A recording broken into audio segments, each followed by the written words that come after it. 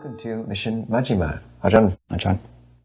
So tell us about Majjhima Nikaya 28, the Mahāhatthipadopama Sutta, discourse on the simile of elephant's footprint. So in this sutta, we find Sāriputta doing what he does best, is actually showing the fractal or holographic nature of the Dhamma. He starts out telling the monks that just as the footprint of an elephant can contain all the other footprints of the animals that can walk in the jungle, so too the footprint of the Four Noble Truths can encompass all the teachings, all kusala dhammas, teachings or phenomenon that are wholesome. So to go more into this, we're going to do a screen sharing of a really nice website made by a monk named Khema Dhammika of Sasanaraka Monastery, who I haven't yet met, but he's created this great website called iDhamma, the interactive Dhamma guide, and we'll jump over there. And in the content structure, this is the overview. Just as Sāriputta is teaching the Four Noble Truths, we've got here these different zoomable dhammas. So First Noble Truths of suffering, the cause of suffering, the cessation, and the path leading to the cessation, all just nested within one another. And what Sāriputta does, as this website does, is he begins by explaining the Four Noble Truths of suffering, the cause, cessation, and the path. And then he zooms in to the first Noble Truth and says that, as we see here, birth is dukkha, aging, sickness, death, sorrow, lamentation, pain, grief, and despair, separation, and the five aggregates subject to clinging. Then we can zoom in here. And on this website, all of the quotes are not taken from the Mahāhatthipadopama Sutta. They're from all over the place. So you don't have to spend too much time reading the specifics. It's just this nested patterning, how we can click in and zoom out and see the recursive nature of the Dhamma. So the first aggregate is form.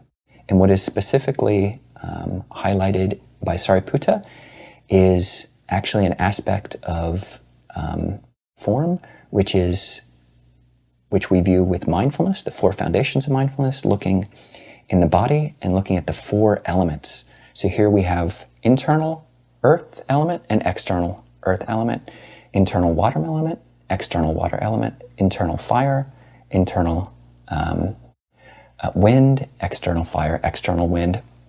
And Sāriputta does a fascinating job that says whether it's internal or external, it's just this earth element, water, fire, air. And yeah, what is the internal earth element? It's everything that's hard. What's the internal water element? It's everything that is liquidous, everything that has this kind of fluid nature to it.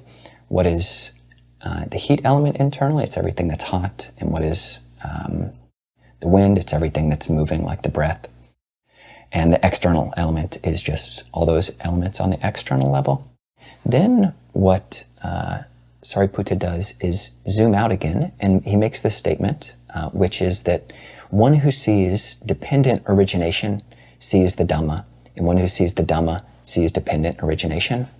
So this is a different window here on iDhamma, but we'll go into dependent origination.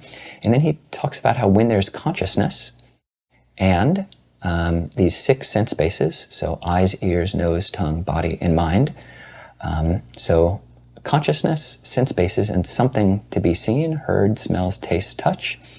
Then there's this contact. And then from that, when there is attachment, then we suffer. So going back to the Four Noble Truths, the origin of suffering in this sutta is described as the desire, indulgence, inclination, and holding based on these five aggregates affected by clinging. Is the origin of suffering, and the cessation of suffering he describes as, in this sutta, the removal of desire and lust, the abandonment of desire and lust for these five aggregates affected by clinging is the cessation of suffering. So these are the nested dhammas, and you can go through this website and just explore more for yourself, but that's the basic outline. So a great website. Ajahn, what do you find interesting about this sutta? This sutta really points to the holographic nature of the teaching. And for those who don't know, we did look this up actually, you and I, but a hologram, each because it takes light from many different angles, creating an interference pattern. Each piece of a hologram displays the whole image just from different angles. So within each kind of section, it's like splintering or shattering a mirror. Each section of the mirror still has an image of the whole room just from a different kind of angle. And similarly with the Buddha's teaching, you really see how each thing Venerable Sāriputta zooms in on, he can kind of move through it into these other elements of the teaching. So Four Noble Truths, First Noble Truth, Five Aggregates of Clinging, Form, the elements, and then this brilliant move from the elements into equanimity, and then how he moves back out and touches into the six sense bases, how they fit into dependent origination, then analyzing how they lead to the five aggregates manifesting in each moment. It's a virtuoso performance by kind of a genius, the likes of which I think humanity's been blessed by very few people with a mind like that, imbued with insight such as his. And I wish the sutta was more well known because of this amazing kind of performance of just showing how the Dhamma is like, it's one of the reasons I think that people arguing there wasn't a historical Buddha, just they haven't read deeply enough to understand there's no way I think that the Dhamma could be so cohesive, so coherent, like a gem, where you really see how each element feeds into these others. And in some ways, you can think of it as a hyperlinked text where each kind of concept links to all these others. And I think it's one of the reasons sutta-based teachings are so rich, is because each kind of thing you move into just suddenly expands out into this wide vista of all these other elements of experience, some of which aren't logically inferable or available to logical inference. Like, why would focusing on the elements be conducive to equipoise and metta? And yet, experientially, it's quite true that if you're, confronted with kind of unpleasant words, bringing yourself into the body and really kind of moving away from the concept of self through the elemental contemplations just has this effect of grounding and space, creating more space. And just to point out how not only does he point out how all the Buddha's teachings are contained in these Four Noble Truths, but how all wholesome Dhammas are. And in some sense, I think the Buddha's dispensation is a metta teaching, M-E-T-A, where all these other kind of systems of thought and training can be looked at through the lens of Buddhism. In some systems, maybe you think keeping the name of a certain deity in mind brings the mind to union with them. But in a Buddhist framing, we just think, okay, like keeping the mind with a wholesome object leads to unification of heart and samadhi. Ajahn, what about you? What did you find interesting in this? Just rereading it, there's this fascinating exposition on the elements, the external elements. And it really is just like an image from 2,600 years ago about external climate change. You've got earthquakes, the earth element getting disturbed.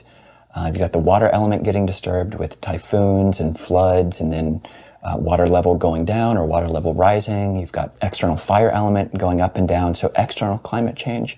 But really the Buddha, it's not just philosophy. It's all about what's practical. And here he brings it to the internal climate change, what can be considered as internal climate change, like noticing how sounds, just physical things in our environment, contact in the environment, when it comes in contact to the body, like you were saying, like unwelcome words, someone says something we don't like, that's just, sound waves hitting my eardrum. And the Buddha says you can reflect in this way and you just realize, oh, the sound is dependently arisen, and the ear is dependently arisen. Mm-hmm. And I don't have to get angry about this to bring up equanimity. And then he harkens back, as you said, actually giving a shout out to the simile of the saw, Majjhima number 21, which we've already gone over. And then he says that, you just as a new spouse going to live in the house of their in-laws would have this sense of samvega, or sense of carefulness, utter carefulness and almost fear, based on this person. So too, someone, when you see this internal climate change, this kind of arising of anger come up in response to just something I heard, you should raise this sense of samvega, or, wow, I really need to take care of this. It wouldn't be appropriate for me to respond. So, I think highlighting our responses are dependent on just these facts of nature, and we don't have to respond to them. We can bring up more equanimity. So Ajahn, what is the word of the week? The word of the week is Arya Satya. That is the noble truth. So Satya is truth, and Arya is noble. Noble in the sense of enduring, not changing, and noble in the sense that one who practices these Four Noble Truths will become a noble person. So